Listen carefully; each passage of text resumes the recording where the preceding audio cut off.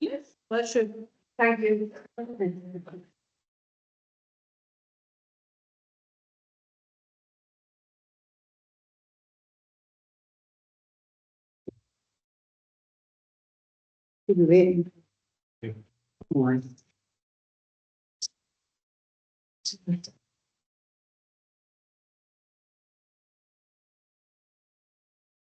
If page you want to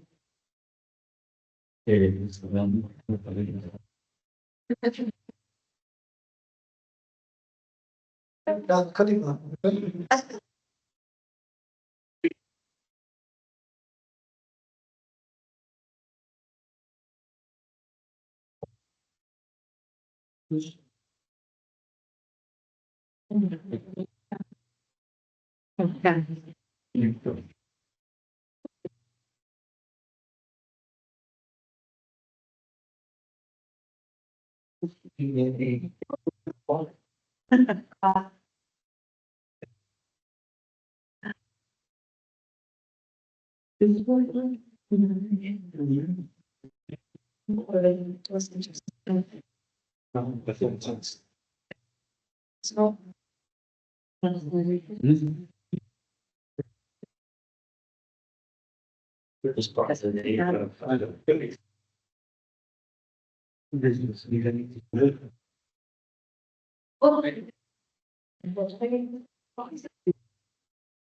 Well, all the people who thought we'd take those things to get. What's the same?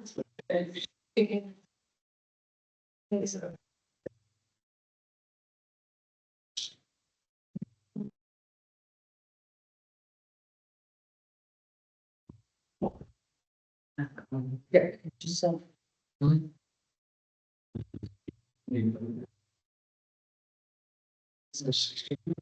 Okay, thanks colleagues, and thanks for your patience. Now, it was just a conversation we need to have to be sure that discussing information we've given up to now, content with is an accurate reflection of where we are, and we're happy to now move forward in terms of where we were before the adjournment, which was to take a vote on the amendment presented by Councillor Holden.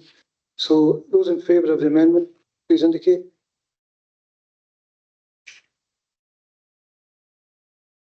Okay, that's 2. Those against? Thank you. So we're now moving back to the debate on the paper. It's been moved and seconded, so the original paper is now open to debate. Councillor Hall. Thanks. Given that the amendment's fallen, and I'm not going to speak to the amendment because you didn't get a right to apply for that. I know that, so I'm quite comfortable with that. I'm quite comfortable also, I think, getting the sort of a feeling from amongst the council members to where we're going with it. I was a bit concerned, and I've asked the question, and I'm a bit concerned with some of the questions that have been answered only honestly. Well, they've been answered honestly, but I think we need to do a wee bit of digging about to see what loans we've still got, if any other loans fall within us. How else would we know to get them repaid? We don't know if we've got them, and if the other party doesn't tell you, you know, there could be money out there that could be due to the council that we should really be chased. So that I think that's one really important outcome from today's meeting, that we need to have to do that. So I suspect we'll maybe hopefully have something back at another future council meeting, or indeed somebody bringing a recommendation up that we do that, because that's something that we need to look at closely. In terms of the paper itself, I don't think there's any scenario at all that I can envisage that we would approve this. I've been very critical in the motives, the club, and approaches for this one. No cheek, no chance, etc. I think I'd stand by that, but I understand things are hard for everybody, and the club's acting in the club's interest, but we're acting in the council's interest. And I don't think there's any other conclusion you can come to. The most logical thing for us to do is to say, we've got an agreement, let the agreement hold on. It's not in your interest to accept, it's not in the public interest to accept it, you know, before the expiry of the loan agreement, and to see what happens after that period. It's a loan agreement, and you've got to honour these things. And I think that we have to honour it, and I think we've honoured it by at least discussing the matter here today, because it come with a formal request. We did that. And I think equally now that the club should respect the wishes of the council. I think where we're going is that we're going to unanimously reject the proposal. and I hope that that's the case. As I say, with the one caveat, I do still think it's sensible to know what we're talking about. But if there's any future approach from the club to us in terms of the sale of that land, and within the next 5 years, or following the expiry of the loan agreement, at least then I think we will have a proper valuation, which the council can have and understand what that will mean to us as an organisation. But not we wish to accept that. But I think we'd have to accept it after the loan agreement period. If they sell it on after that, we would get 30% by default, I think is my understanding of it. So, yeah, I'm happy to reject the proposal on that basis. Okay, thank you. Any other contributions to the debate? Councillor McTaggart? Thanks, convener. Listening to what Lee had said earlier when she read out about the loan agreement, and also looking again at my understanding the paper, 37,500 would need to be repaid now should this go ahead. But also, I would suggest that we maybe have to dig a wee bit deeper into that agreement, because there's interest there. So, should the interest also be paid over that period that would have come to us over that period of time if this was to go ahead today, which I've no doubt everybody feels the same in this room, that we didn't feel that it's right and proper that we should be spending public money in this way and just waiving our right to that going back into the public purse, as Councillor Corson said. Even the repayment of the loan would cover a year in the stuff we were debating earlier. So it's crucial that we protect that public money. It's not our money. It belongs to the public. It belongs to the people of Clackmannanshire. So no, I would not agree with this. Thank you. Thank you. Councillor Quinn, followed by Councillor Forson. Yeah, I think the case has been well made by everyone else, but I'll throw in a bit as well. But yeah, I don't think there's a council in the country that would agree to this. You know, I don't think asking for a handout essentially. And like Councillor McTaggart said, you know, we were debating. We put all the third sector organisations through a consultation and all the stress and anxiety about that for lesser figures than this. For us to turn around and support that, people would be outraged, and quite rightly so, if that was the case. So, you know, and we're potentially giving up, you know, a share of something much greater, unknown, don't know how much it is. It could be worth an awful lot of money that we would want a 30% of, because, you know, we're struggling, like I say, we provide a lot of vital services here, and, you know, we need to be careful with our money and look after the pennies. So, absolutely agree with other comments that have been made. I won't be supporting this. And, thank you. Thank you, Councillor Forson. Yeah, I mean, just agreeing with what people have said. I mean, I don't know what the council was like back in the 1980s, but, you know, we wouldn't kind of come to a decision where, you know, we were kind of using public money in that way without, you know, interest being paid, without a repayment schedule, without, you know, kind of more concrete, you know, kind of plans. Auditors would just go completely through us on that sort of thing. So we operate in a very, very different kind of circumstances. We're much more open and transparent, and I'm not particularly sure that there would be any members of the public out there who would applaud us for necessarily, you know, kind of waiving the right to, we don't know, at least the repayment of the loan. And we have to take that into account.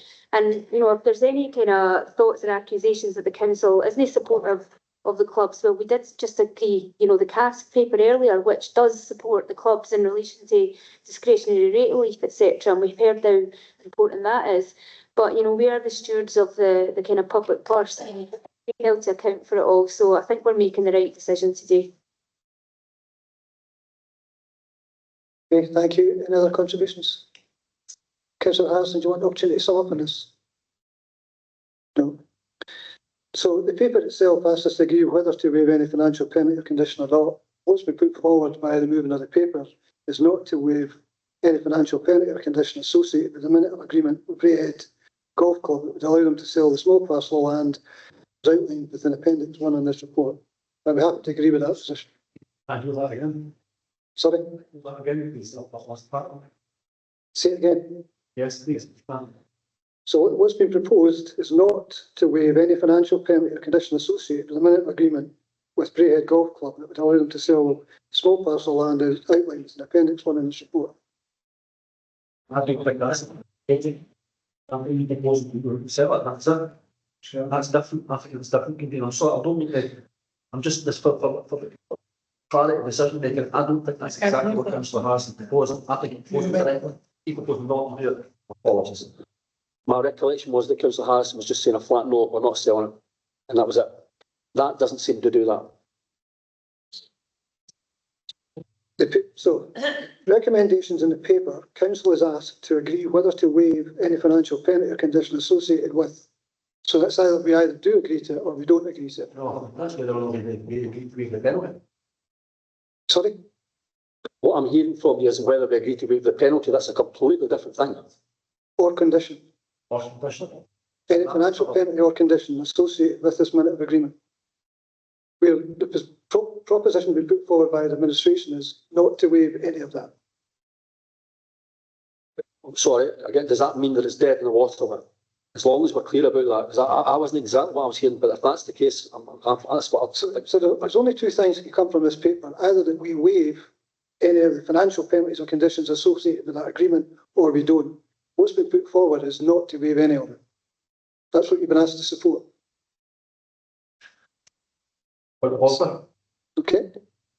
My understanding from what was said, I'm not trying to be awkward, I'm trying to be really helpful, because my understanding from what was said earlier, right, that there was provision within the loan agreement if we wished to transfer, but to transfer the land and take a financial sum in return. That provision is within the loan agreement, right? So just by saying that we refuse the waiver does not exclude us actually still carrying out another part of the loan agreement, which is that we could actually transfer. It just presumably could be done without the penalty being imposed on it. So you get the 37,500 back. That's my understanding of what was given earlier in relation from legal services, but I hope I'm wrong. Yeah.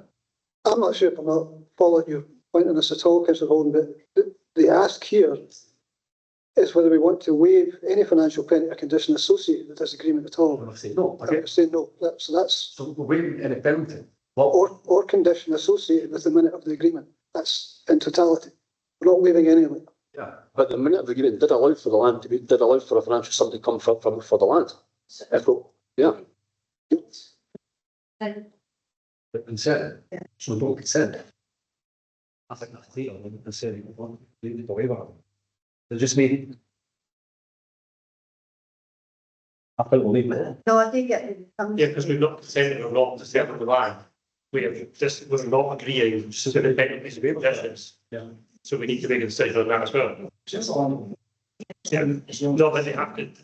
No, it's So, colleagues, we're not having this debate right across the chamber. So, I'm content in terms of what's been put forward with that paper, that we're clear that what we're doing is maintaining the position of that agreement in its totality. We're not shifting from any part of that agreement.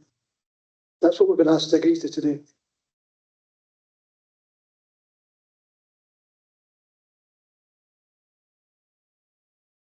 Are we content to agree to the position? Okay. A roll call.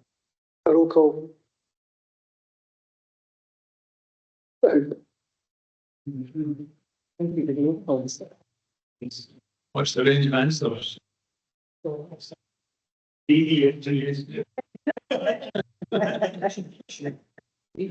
So, having been asked for a roll call, what I'm going to do is read out what it is that you've been asked to vote for or against. Council is asked not to waive any financial penalty or condition associated with the minute of agreement Braehead Golf Club that would allow them to sell the small parcel of land outlined as in Appendix 1 in this report. It's either a for or against.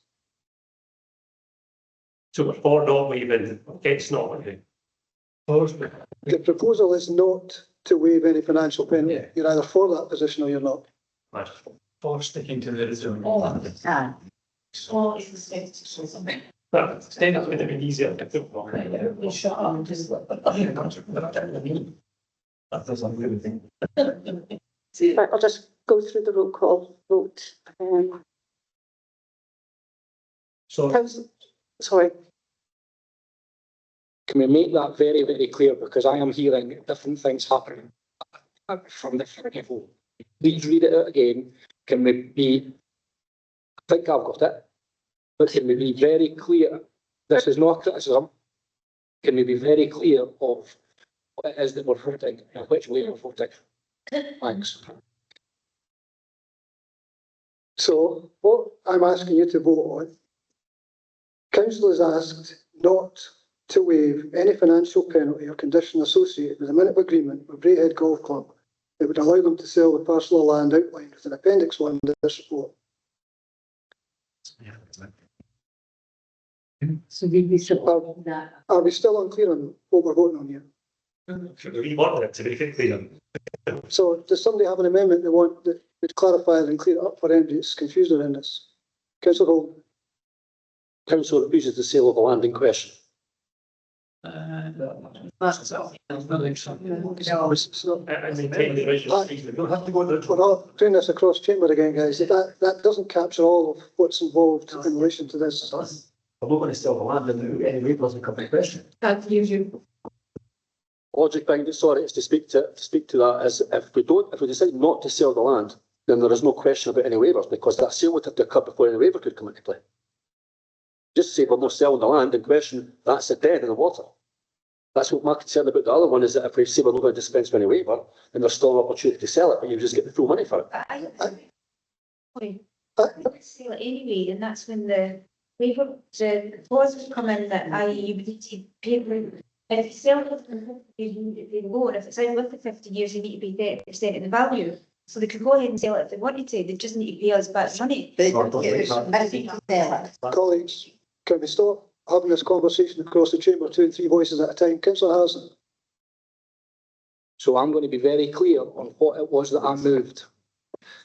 I moved that we do not allow the waiver of the clauses within the loan agreement and never said that we won't agree to sell that land. If the clauses within that loan agreement are met, I would be quite happy to see the land sold because we as a council would be gaining financially from it. So to be very clear, I am moving that we do not waive the clauses within the agreement. So if you vote for, that's what we're voting for. It's nothing to do with not selling the land. Councillor Holton's put forward an amendment. Do we have a seconder for his amendment? Okay, there's no seconder. So we're back to taking a roll call vote. Council has been asked not to waive any financial penalty or condition associated with the minute of agreement of Braehead Golf Club that would allow them to sell the small parcel of land as outlined in Appendix 1 in this report.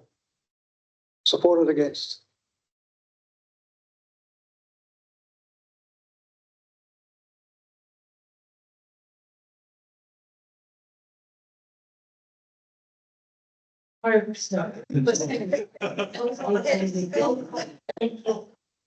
It's terrible. It's not even very simple.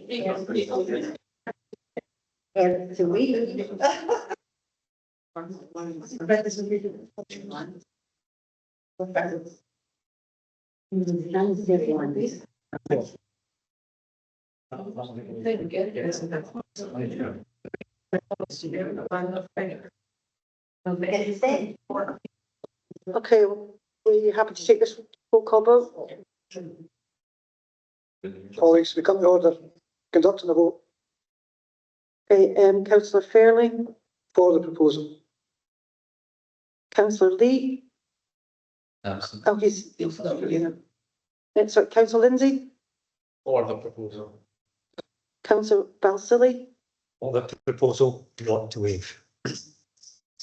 councillor Benny, Or councillor Keogh, Or councillor Law, for the proposal, councillor Hamilton, or councillor McTaggart, for proposal. councillor Earl. Not sure we've got back in. Okay. Councillor Forson, Or councillor Holden, Yes. councillor Quinn, or Councillor Harrison. Councillor Martin. Councillor Coyne. Thank you. Councillor Rennie. My apologies, Councillor Rennie. 4. Thank you.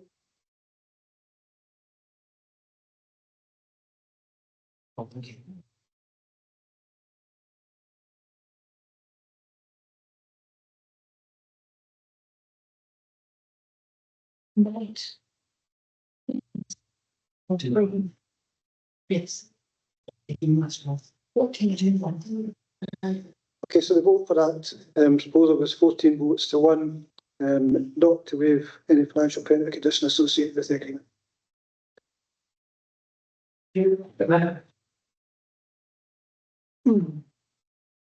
Adrian.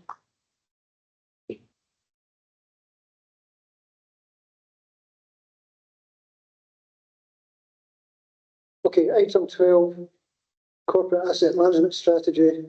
Kevin's going to take us through. Thank you, convener. Members, the paper before you seeks approval for the corporate asset management strategy and associated policy as contained within Appendix 1 of the report. The strategy has been a key priority within our Be the Future plan. Council's corporate asset management strategy is set out to be an overarching plan by which all council-owned assets can be effectively managed. It is intended that the strategy will create a guidance for decision making in a data-driven way to ensure that we are managing our assets in the most efficient and effective manner for the communities of Clackmannanshire through what will be a continuously changing and challenging landscape. The strategy itself will seek to develop specific asset streams, plans covering property, roads, fleet and green spaces. Such plans will drive improvements and strategic developments within these areas of our operations. Members, the corporate asset management strategy will not operate in isolation. It will operate in tandem with our work on the learning estate strategy and strategic housing investment plan, and also work alongside our capital operations group to support and drive this and give leadership within it. It's also suggested establishing an asset management board as outlined in section 4.3 of the report. Members, it's anticipated there will be an annual report on performance of the strategy and its asset stream plans to audit and scrutiny to ensure that members are given the opportunity to scrutinise progress on this work stream. I have noticed in the recommendations in terms of 2.1.4, it should reference paragraph 4.3 in the actual recommendation. I'm happy to take any questions in relation to the paper. Thank you, convener.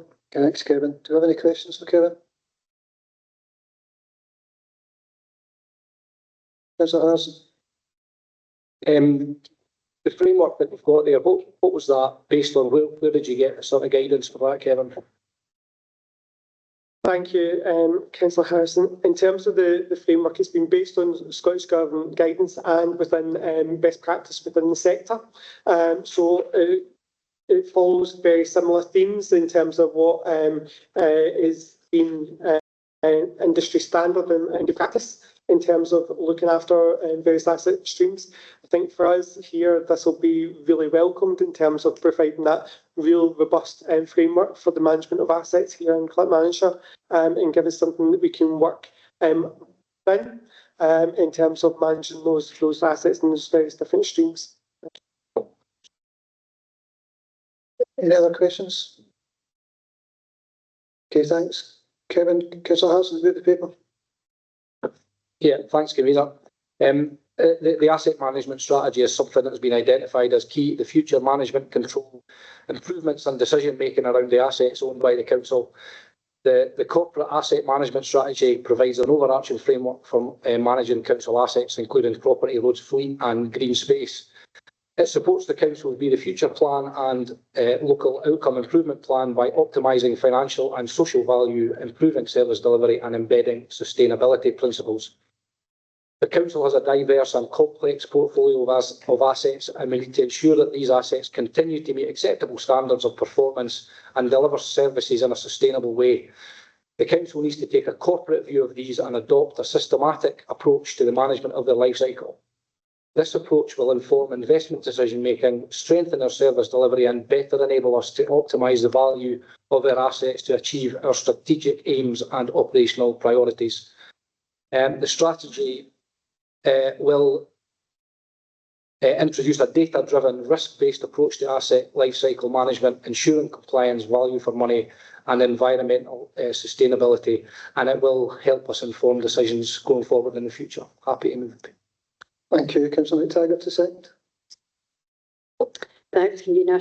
I'll not go over the same points that Councillor Harrison has just made, but I'd like to thank Kevin and the police team for the work that has gone into producing this report. As a council, we are trustees of the council's assets, so it's crucial that we make the best use of these assets to ensure that we use them in a way that benefits the wider community of Clackmannanshire. I'm happy to note the Asset Management Board, because that would hopefully give us a marker going forward to how we're progressing this. So thanks, and happy to second this. Thank you. The paper's open for debate. Any wish to debate the paper?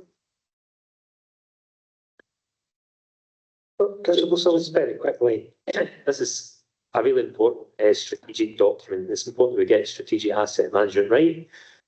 As an example, just the debate we had in that small piece of land in the last paper just absolutely transparently indicates all the different issues that are involved in land and assets. So it's important that we have a strategic, consensual, corporate and agreed policies and asset management. And that's what this paper moves towards delivering.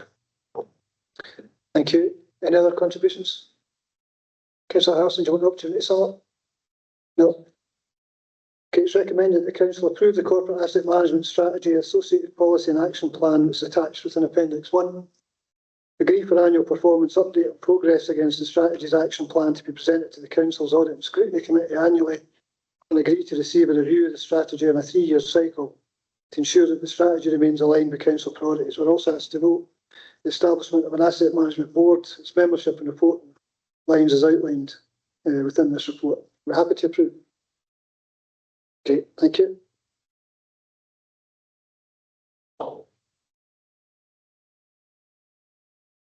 Item 13 is the police business plan for 2025 to 2026. And again, it's Kevin that'll take us through that. Thank you, Convener and members. The report for you is the police business plan for 25-26. The plan itself outlines information on where the department is currently, outlines the policy review periods, our policy review programme that we have in place, as well as a range of improvement actions and indicators by which we will measure our performance on over this fiscal year. The note from the indicators within the plan itself, they have changed slightly. This is to allow us to be able to capture performance within the department and report timelessly, because the previous LGBF indicators took quite some time and which for us to gather that information and be able to report. Those will be reported separately, and this movement will allow us to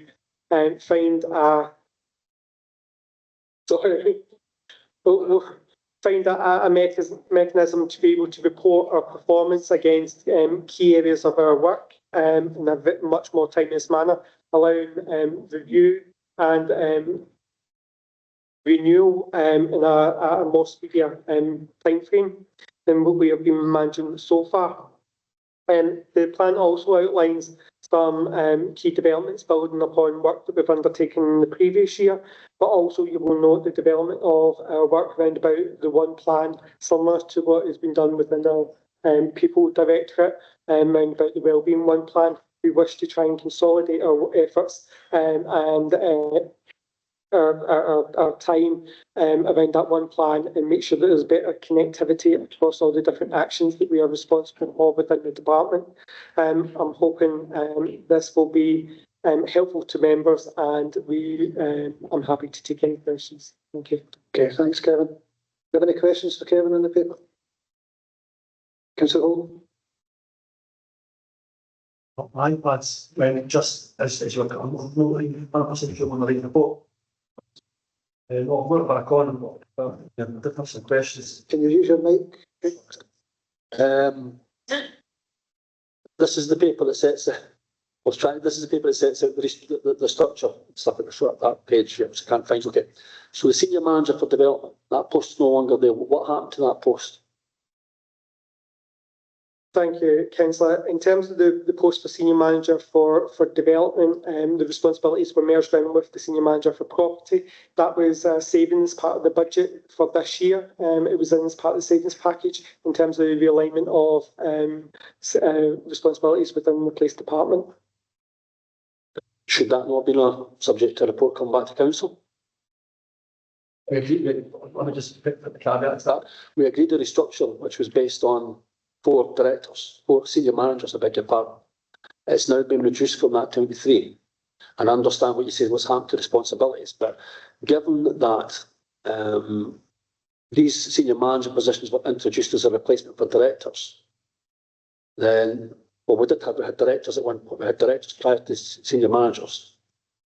Yeah, but they were directors previously, and then we got rid of directors, we now have service managers, senior managers. Still got directors. It was the heads of service tier that removed a couple Right, they kept the senior managers. So we have managers, heads of service, directors, and the new arrangement was senior managers and directors. So it was the heads of service tier that came. Okay, so how many directors have we got? Within the council, we have 3 directors and the chief officer for health and social care within the council. Right, so who's the directors? Can you name the directors for me? Yeah, the directors within the council is myself, Chris Allison and Lorraine Sander, and you've got Joanna as chief officer. So one of the director positions went, and those areas were subsumed into the 2 portfolios which were what are they from? Can't find one.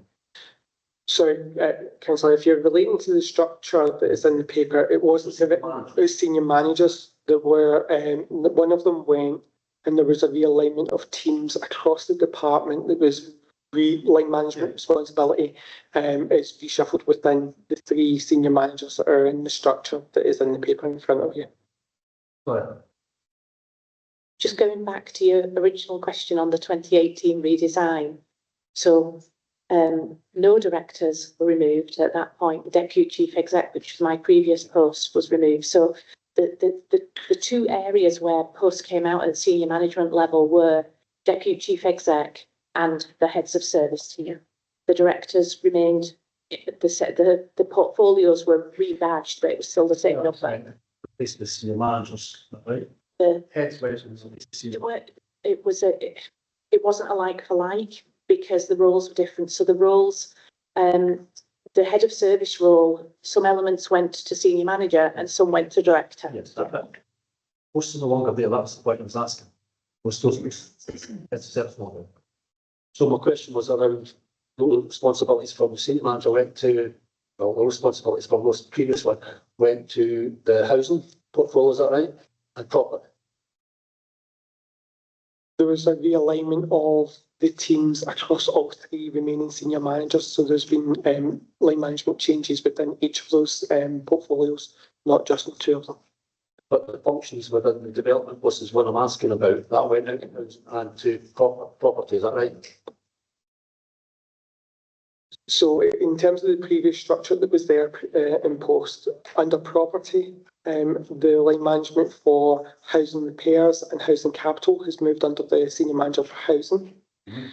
The remaining function within property is being accompanied by planning, building standards, environmental health and economic development under the senior manager for property and development, and asset and energy, the energy and sustainability team fall under environment. Right. Yeah, they are all the same grade. There's no change in the grades there in terms of they all remain as 12s within our structure, which is the highest grade we have for our senior managers. Okay, well, so that's where I was trying to the question. My confusion about getting my heads of service moved up to directors and all the rest of it. But the fact was, so those responses have been shared to get that. So was there no responsibility to consult with tenants then for all the changes to the housing law? Would we not require to do it under the 2001 Act?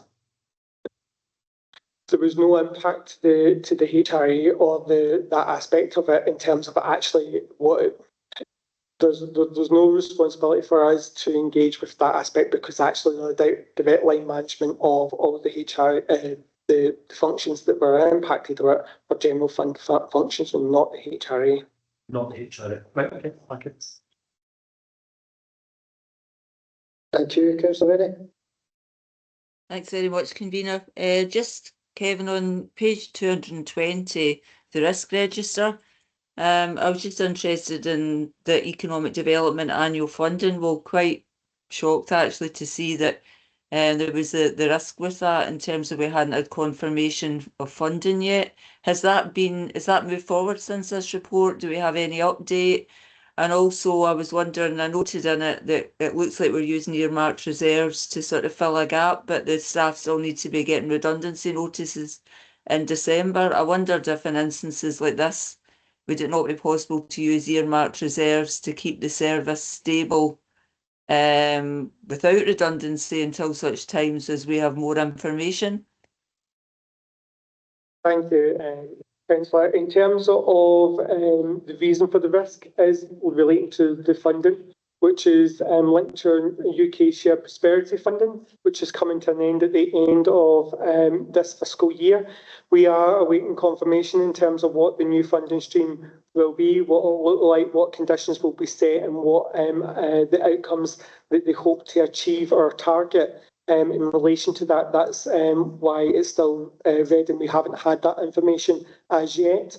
We are exploring all avenues available and open to us in terms of how we operate and manage the current staffing levels, and any transition options available to us is something we're actively looking at present. Thank you. Thanks. Just one more, just on, again, the risk register, health and safety breach. So I know that's still at red, and I know that there's been a lot of progress made on training programmes and so on in health and safety. And I know in that it's mentioned that there is movement. Where are the gaps that we still need to fill to ensure that we're meeting our requirements there? Thank you, councillor. In terms of this one, whilst it is something that is progressing in an improvement agenda, it is still certainly an area where we need to change behaviour within our workforce. In that sense, in terms of how we report and learn from some of the near misses that have occurred. We've had a couple of incidents as well, which is certainly an area that we are applying additional focus on. In that sense, we still believe that this is an area that we need to do more work on collectively. I need to highlight the significant input that we've had from health and safety colleagues in supporting the department, try to work towards that cultural shift in this agenda. Okay, thanks, Kevin. Thank you. Any other questions? Councillor Bilsily. Thank you, Chair. Kevin, the local development plan, should it not be getting reviewed just now, 2026? And if not, what's the reason for the delay till 2028? Thank you, councillor. In terms of the local development plan, the deadline for it actually being complete is 2028. We are working towards it at present. We do have a benchmarking exercise actually in January with our critical friend Western Bartonshire Council to look at the local development plan journey in that sense. So we are actively working on it, but the deadline for it in terms of what we must achieve is 2028. Thanks for that response. Do we have any other questions? No? Thank you. Thanks, Kevin. Councillor Harrison to move the paper. Thanks, Mayor, and thanks, Kevin. The Police Directorate is central to delivering Clackmannanshire Council's vision of safe, resilient and sustainable communities. It provides essential services such as housing, infrastructure, waste management, and public protection while enabling education, health and social care. These services underpin wellbeing and economic prosperity. Place operates within a challenging financial environment with 25-26 revenue budget of just under £35 million and an HRA surplus of just over £4.5 million for capital investment. And that is why it is critical to have a business plan for place that supports the wellbeing, local outcome improvement plan and the council's priorities of sustainable, inclusive growth, empowering communities and health and wellbeing. Some of the key issues in the business plan are workforce pressures. We have got an ageing profile, recruitment challenges that we all know about, capacity gaps, financial sustainability and governance and performance.